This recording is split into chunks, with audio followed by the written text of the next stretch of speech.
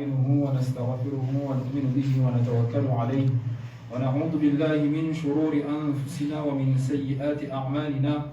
من يهده الله فلا مضل له ومن يضلل فلا هادي له، وأشهد أن لا إله إلا الله وحده لا شريك له، وأشهد أن سيدنا ومولانا محمدا عبده ورسوله.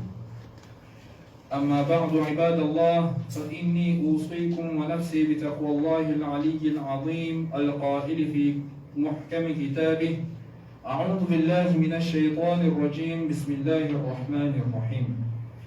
واعبد ربك حتى يأتيك اليقين. رواه مسلم عن معقل بن يسار رضي الله عنه أن رسول الله صلى الله عليه وسلم قال: العبادة في الحرج كهجرة إليه.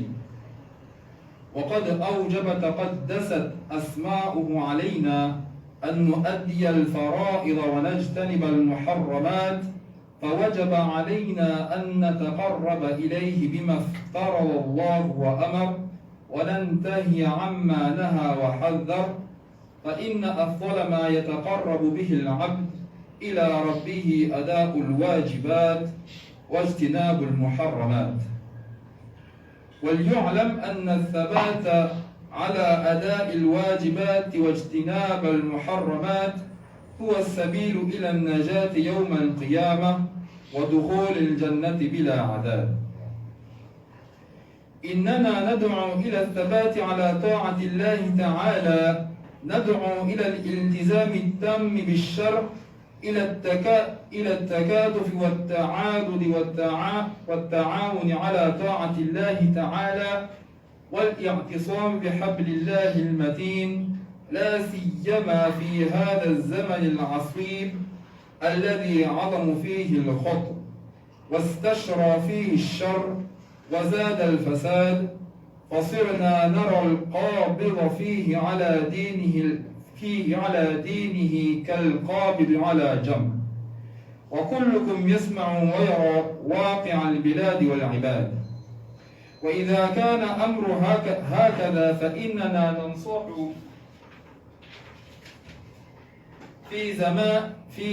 في زمن الفتن التي توالت كقطع الليل المظلم أن يشغل الواحد منا نفسه بعبادة ربه وطاعته، بتعلم وتعليم وصلاة وصيام وإعانة ملهوف وقراءة القرآن لينال تلك الفضيلة العظيمة.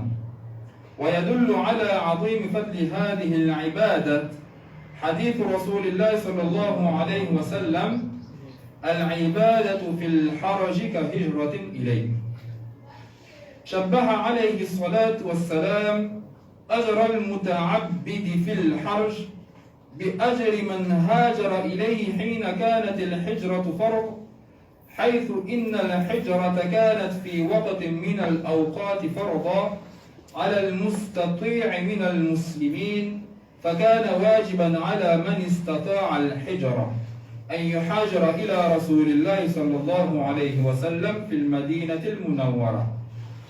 ثم نسخ هذا الحكم بعدما فتح رسول الله صلى الله عليه وسلم مكة المكرمة، أي لم تعد الهجرة بعد ذلك فرضا، فمن اشتغل بالعبادة في الحرج كان له أجر يشبه أجر المهاجر في سبيل الله إلى رسول الله صلى الله عليه وسلم. والحرج معناه شدة القتل وكثرته، والمعنى أن أجره يشبه أجر من هاجر في الصحراء وتحمل وعثاء السفر وأعباء الرحيل ومشقات الطريق طاعة الله ورسوله. فأي خير وأي أجر وأي فضل هذا الفضل العظيم الذي يناله ويحوزه من تشاغل بالعبادة في تلك الحال. وقد خاطب الله تعالى رسوله وحبيبه النبي المصطفى صلى الله عليه وسلم فقال: واعبد ربك حتى يأتيك اليقين أي دم على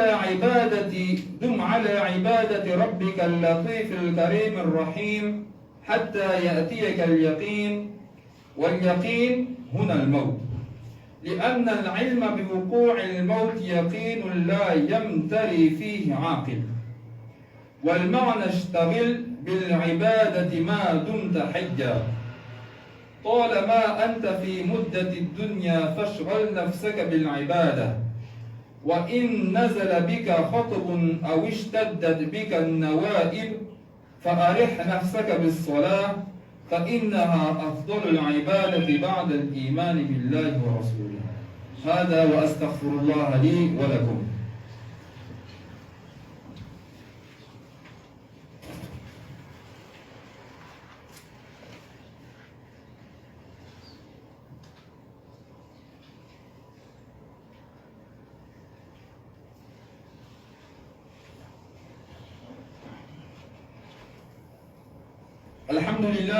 الحمد لله نحمده ونستعينه ونستغفره ونؤمن به ونتوكل عليه ونعوذ بالله من شرور أنفسنا ومن سيئات أعمالنا.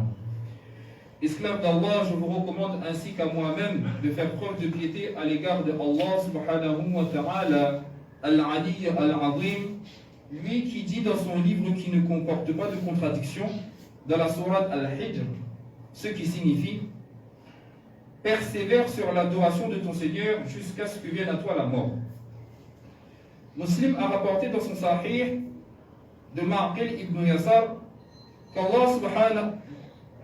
que le messager d'Allah sallallahu alayhi wa sallam a dit persévérer sur l'adoration à l'époque des tueries, des troubles sera comme faire l'émigration pour me rejoindre. Dieu, que ses noms soient honorés, nous a ordonné d'accomplir les obligations et d'éviter les péchés. C'est donc un devoir pour nous de nous rapprocher de son agrément en accomplissant les devoirs et tout ce qu'il a rendu obligatoire sur nous et en s'abstenant de ce qu'il a interdit et tout ce contre quoi il nous a mis en garde. Que l'on sache que la persévérance à accomplir les obligations et à abandonner les péchés et la voie pour être sauf au jour du jugement et pour entrer au paradis sans aucun châtiment. Nous appelons à l'attachement complet et parfait à la révélation, à la solidarité, au soutien les uns des autres, à l'entraide pour l'obéissance d'Allah Ta'ala, à s'attacher à cette voie ferme qu'Allah Subhanahu wa Ta'ala nous a indiquée, à l'islam, surtout dans cette période difficile durant laquelle les divergences et les erreurs se sont multipliées, dans laquelle le mal a augmenté ainsi que la corruption. Nous constatons dans cette époque que celui qui s'attache à sa religion est comme quelqu'un qui tiendrait dans sa main un charbon ardent. Vous avez tous entendu parler ou constaté de visu la réalité des pays et des populations. S'il en est ainsi, alors nous recommandons en ces temps où les troubles se succèdent, comme des pans de nuit obscurs, que chacun d'entre nous se consacre à l'adoration de son Seigneur et à lui obéir, à apprendre par transmission et à enseigner, à faire des prières et des jeûnes, à venir en aide aux démunis et à réciter le Coran afin d'obtenir cette grâce éminente. Et ce qui indique l'éminence du mérite de ces adorations, c'est le hadith du messager d'Allah sallallahu alayhi wa sallam qui signifie persévérer sur l'adoration à l'époque des tueries sera comme faire l'émigration pour me rejoindre. En effet, le messager d'Allah sallallahu alayhi wa sallam a comparé la récompense de celui qui se consacrera à l'adoration durant ces périodes de grand nombre d'homicides, de troubles, et à la récompense de qui a fait l'émigration pour le rejoindre lorsque l'émigration était une obligation. En effet, pendant un temps, l'émigration était obligatoire pour tout musulman qui en était capable. C'était donc un devoir pour toute personne qui pouvait faire l'émigration d'émigrer pour rejoindre le messager de Dieu sallallahu alayhi wa sallam à Médine, ville illuminée. Ensuite, ce jugement a été abrogé par la révélation après que le messager d'Allah sallallahu alayhi wa sallam a conquis la Mecque honorée. C'est-à-dire qu'après cela, l'émigration a cessé d'être obligatoire. Celui qui se consacre donc à l'adoration en période de grande dissension, de grand nombre d'homicide, il aura une récompense semblable à la récompense de ceux qui ont émigré dans la voie que Dieu a créée pour rejoindre le messager de Dieu, sallallahu alayhi wa sallam. Cela veut dire qu'il aura une récompense qui ressemble à la récompense d'un homme ou d'une femme qui a émigré dans les déserts, qui a supporté les difficultés du voyage, les douleurs du départ, les épreuves du voyage par obéissance à Allah et à son messager. Quel bienfait, quelle récompense et quelle grâce que ce grand mérite qu'obtiendra et gagnera celui qui consacrera à l'adoration dans ce genre de situation. Allah subhanahu wa ta'ala a dit à son messager et son bien-aimé, le prophète al-Mustafa sallallahu alayhi wa sallam, dans la sourate Al-Hijr, ce qui signifie « Et persévère sur l'adoration de ton Seigneur jusqu'à ce que vienne à toi la mort ». C'est-à-dire, persévère à adorer Allah subhanahu wa ta'ala, celui qui sait les choses cachées, celui qui accorde beaucoup de grâce, celui qui accorde beaucoup de miséricorde aux croyants, jusqu'à ce qu'il vienne al-yaqin, à savoir la certitude, et al-yaqin, ici, ça veut dire la mort. Car la connaissance de la survenue de la mort est une certitude. Aucune personne sensée ne doute de cela. Cela veut dire, occupe ton temps par l'adoration, tant que tu es vivant, tant que tu es dans ce bas monde. Occupe-toi par l'adoration d'Allah, même si tu es éprouvé, même si tu as beaucoup de difficultés. Alors soulage-toi par la prière, car la prière est la meilleure des adorations après la croyance en Allah et en son messager. Qu'Allah subhanahu wa ta'ala nous accorde à tous le tawfiq de comprendre ces quelques paroles, de les mettre en pratique et de les propager. Amin ya rabbal alamin. Subhanallah wa bihamdihi, subhanakallahumma wa bihamdika, wa nashhadu an la ilaha illa anta wa nastaghfiruka wa natubu ilayk. Bismillahir rahmanir rahim, ya Allah ya Rahman ya Rahim.